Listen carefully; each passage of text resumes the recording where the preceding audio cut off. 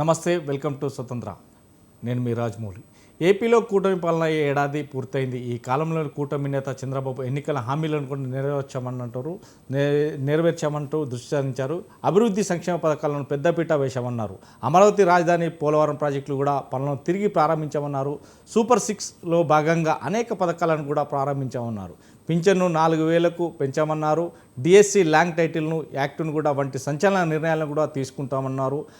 అవే కాకుండా గత పాలనలో ఏదైతే జరిగిన తప్పులపై కూడా దృష్టి పెట్టామన్నారు. కేసులు, ఎఫ్ఐఆర్లు కూడా దర్యాప్తులు మొదలు పెట్టామన్నారు. రెడ్ బుక్ రాజ్యాంగం నడుస్తుందా? ఇవన్నిటి మీద విపక్షాలు గగ్గోలు పెడుతున్నాయి. ఇంతకీ చంద్రబాబు పాలనలో సమస్యలు, సవాళ్లను అధిగమించారా? ఈ పాలనలో బాబుకు 10లో ఎన్ని మార్కులు ఇవ్వచ్చు? ఇదే ఇవాటి మిడ్ డే డిబేట్లో పాల్గొనడానికి మనతో పాటు పెంటపాటి పుల్లారావు గారు, డాక్టర్ విశ్లేషకులు ఉన్నారు. అలాగే మిట్టపాటి పార్థసారథి గారు, బీజేపీ మాజీ ఎమ్మెల్యే గారు ఉన్నారు. నమస్తే అండి. నమస్కారం. పెంటపాటి పుల్లారావు గారు, మొత్తం మీద ఏదైతే చంద్రబాబు పాలనలో కూటమి పాలనలో సంవత్సరం పూర్తయింది. అనేక సంక్షేమ పథకాలు, అలాగే రైతులకు కావచ్చు, అలాగే విద్యార్థులకు కావచ్చు, లేకుంటే విద్య అనుభవించే వ్యక్తులకు కావచ్చు, అలాగే ప్రతి వ్యక్తికి కూడా మా పాలనలో ఈ 100% ముందుకు సాగుతున్నాం. ఈ ఏడాది పాలనలో ప్రతి ఒక్కరికి కూడా పేరు పేరున ధన్యవాదాలు, అందరూ కూడా మాకు సహకరించారు అంటున్నారు. అంటే ఏడాది పాలనలో అన్నీ సహకరించుతూ నడుస్తున్నారని అనుకోవచ్చా? ఒకటి, ప్రజలు సహకరించారు, ప్రభుత్వం సహకరిస్తుందా అంటే ఇప్పుడు అక్కడ మనకి ఎదురుగా ఒక ఎమ్మెల్యే గారు కూర్చున్నారు. ఆయన అనుభవం మనకంటే ఎక్కువ, ఒప్పుకుంటా. ప్రజలు చూసేది ఇది చేసా, అది చేసా, నీకు అది ఇచ్చా, ఇది ఇచ్చా అది పూర్వం ఆ గవర్నమెంట్ కూడా అనేది కదా. అదొక్కటేనా లెక్క? ఒక ఎమ్మెల్యే, ఒక మంత్రి, ఒక ముఖ్యమంత్రిని ప్రజలు కూడా ఏం చూస్తారంటే ఈయన వ్యవహారం ఏంటి, ఎలా ఉన్నాడు, పెద్ద మనిషి, మాటకు నిలబడుతున్నాడు, అవన్నీ ఉంటాయి.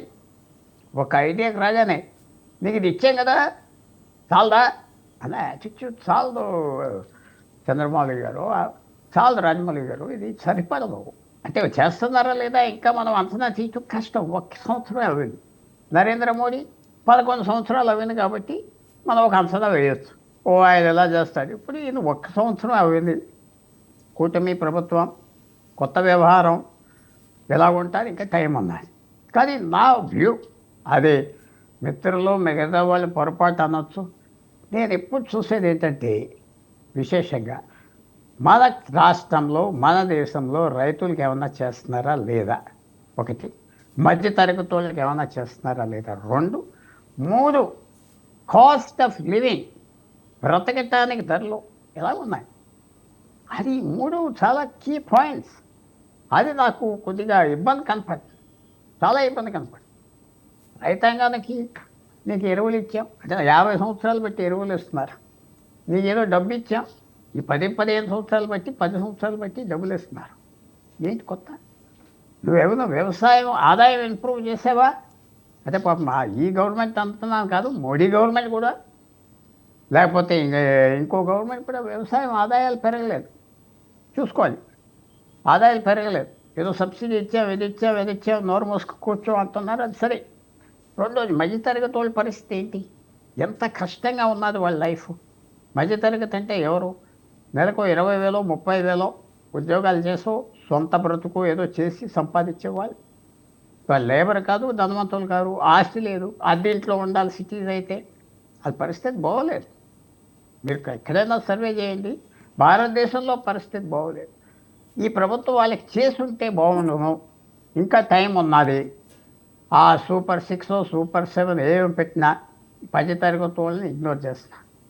మూడవది, ఇంకా మిగతా చాలా విషయాలు ప్రభుత్వాన్ని ఇంకా టైం ఉన్నది, బాగుంటుందా, ఈవేళ చాలా బాగున్నదని పక్క వాళ్ళు చెప్తారు, ఆ క్యాడర్ చెప్తారు, ఆ ఎమ్మెల్యేలు చెప్తారు, ఆ సపోర్టర్స్ చెప్తారు. కానీ నేను చూస్తున్నాను ఇంకా టైం ఉన్నది, చూడాలి. పోలవరం వెళ్తున్నాం, పోలవరం ఎవరికి ఉపయోగం? అక్కడ కదిరి, అనంతపూర్ ఎమ్మెల్యే గారికి ఉపయోగం. ఆ వెస్ట్ గోదావరి, ఈస్ట్ గోదావరిలో ఉపయోగం లేదే. నేను ఈవేళ నుంచి కాదు, 2004 నుంచి, 2008 నుంచి చెప్తున్నా. ఇలాంటి ప్రాజెక్ట్స్ దేనికి అంటే నీరండి, నీరు పట్టుకెళ్ళాలని. నీరు పట్టుకెళ్ళి ఏం వేస్తావు? యావకాడో వేస్తున్నావా, తోటలు వేస్తున్నావా, వరి పండిస్తున్నావా? సో ఎంత ఆలోచన లేకుండా అప్పుడు ఆ టైంలో స్టార్ట్ చేసిన ప్రాజెక్ట్స్, ఆఖరికి ఏదో నీరు, ఆ కరువు లేదు భారతదేశంలో ఈవేళ. సో అమరావతి కట్టాలి, మంచి క్యాపిటల్ కావాలి, కాదన్నాం. కానీ 60,000 ఎకరం క్యాపిటల్ అంటే కొద్దిగా ఎవరు తీరుస్తారు ఈ అప్పుల తర్వాత? ఈ ప్రాజెక్ట్ సరిగ్గా ఫెయిల్ అయిపోతే జనాలు వచ్చేస్తారా సిటీ కట్టేస్తే? ఆర్టిఫిషియల్గా ఇవన్నీ కన్సల్టేషన్ ఉంటే బాగుంటుంది కదా, ఎక్కువ కన్సల్టేషన్. అది కొద్దిగా ఒక అడుగు ఆలోచిస్తే బాగుంటుంది అంటున్నా. నేను ఎస్ చెప్పట్లేదు, నో చెప్పట్లేదు. పూర్వం వెళ్ళిన రూట్ మీద వెళ్తున్నారు. పూర్వం వెళ్ళిన రూట్ మీద 2019లో ఏమైందో అందరికి జ్ఞాపకం ఉన్నది కదా.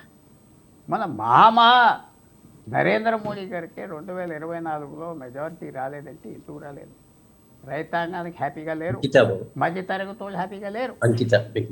అందువల్ల ఇప్పుడు ఈ ప్రభుత్వానికి ఇంకా 4 సంవత్సరాలు టైం ఉన్నది.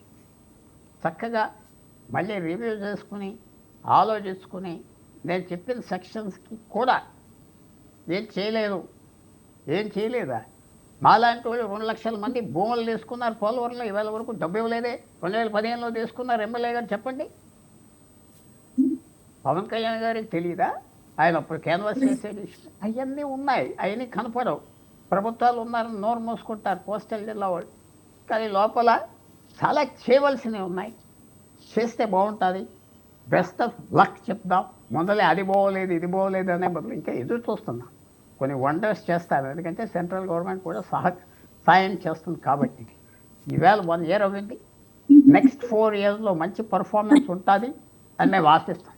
పుల్లారావు గారు, మొత్తం మీద ఏదైతే టీడీపీ ప్రభుత్వం అంటే కూటమి ప్రభుత్వం లోపల ఒకటి తీసుకొచ్చారు, ఏదైతే ఇప్పటికే మేము రైల్వే జోన్ తీసుకొచ్చాము, అలాగే ఏదో స్టీల్ ప్లాంట్ను పొందించడంలో ముందున్నాము, ఎందుకంటే ప్రైవేటీకరణ కాకుండా దానికి తీసుకొస్తున్నాం. ఇదే నేపథ్యంలోనే మేము ఇప్పుడు బనకచెర్లను కూడా ఓపెన్ చేస్తున్నాం. అదే విధంగా ఇప్పుడు ఏదైతే పోలవరం ప్రాజెక్టు దీన్ని మరి మా గవర్నమెంట్లోనే ఇది క్లోజ్ చేస్తాము అనేది మాత్రం స్పష్టంగా చంద్రబాబు నాయుడు వినిపిస్తున్నమాట.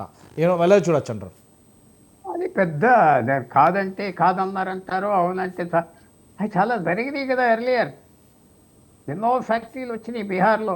సెంట్రల్ ప్రతి పబ్లిక్ సెక్టార్ కంపెనీ బీహార్లో ఉన్నారు. స్టీల్ కంపెనీలు జ్ఞాపకం చేస్తాను ఎమ్మెల్యే గారికి, స్టీల్ కంపెనీలు అన్నీ బీహార్ జార్ఖండ్లో ఉన్నాయి. మొత్తం బొగ్గు భారతదేశంలో 50 కోట్ల టన్నుల బొగ్గు, 90%, 95% Bihar Jharkhand. 90% iron ore steel plants, Tata steel plant, Durgapur, Rourkela అన్నీ అక్కడే ఉన్నాయి. వాళ్ళంతా పారిపోయి మన ప్రాంతాలకు ఉద్యోగాలకు ఎందుకు వస్తున్నారు చెప్పండి సరదాగా. ఇది ఏదో ఇండస్ట్రీ పెట్టేసామంటే అక్కడ ఉన్న మధ్యతరగతి వాళ్ళు పారిపోతారు, వదిలేదు. హై కాస్ట్ ఆఫ్ లివింగ్ అయిపోయి.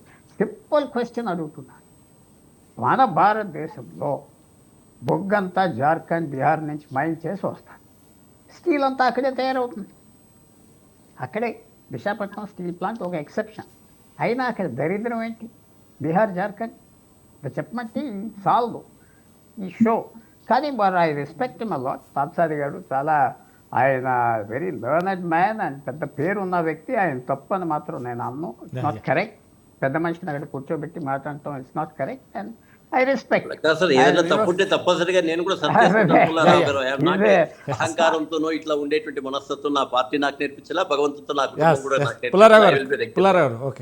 అందువల్ల తప్పకుండా మనం ఆలోచించుకోవాలి. హెవీ ఇండస్ట్రీ ఏ పనిచేస్తుందా? మహాత్మా గాంధీ ఏం చెప్పారు ఏంటి కొద్ది ఆలోచించుకోవాలి. నేను మంచిది అంటలేదు, చెడ్డదంటలేదు. నేను బీహార్ జార్ఖండ్ మీకు ఉదాహరణగా చూపెట్టి నేను అడుగుతున్నా. మహారాష్ట్రకి ఏమి బాంబే తప్ప బయట ఇండస్ట్రీస్ లేవు, అంతా వ్యవసాయం మీద ఇంప్రూవ్ చేశారు, హార్టికల్చర్ మీద, వైన్ మీద, గ్రేప్స్ మీద అందరికి తెలుసు. ఇంకో ఆల్టర్నేటివ్ మోడల్ ఆఫ్ డెవలప్మెంట్ ఉన్నది, అది నేను చెప్పేది. విశాఖపట్నం స్టీల్ ప్లాంట్ వచ్చాక ప్రపంచం మారిపోతుంది అన్నారు, మారలేదే. వైజాగ్ కొంచెం ఆలోచించుకోమని చెప్తున్నాను. నేను చెప్పేది అల్టిమేట్ ట్రూత్ అని నేను అంటలేదు, కరెక్ట్ అంటలేదు. ఉదాహరణ ఇచ్చా మీకు, బీహార్ ఇచ్చా, జార్ఖండ్ ఇచ్చా, అది తెచ్చుకున్నాను.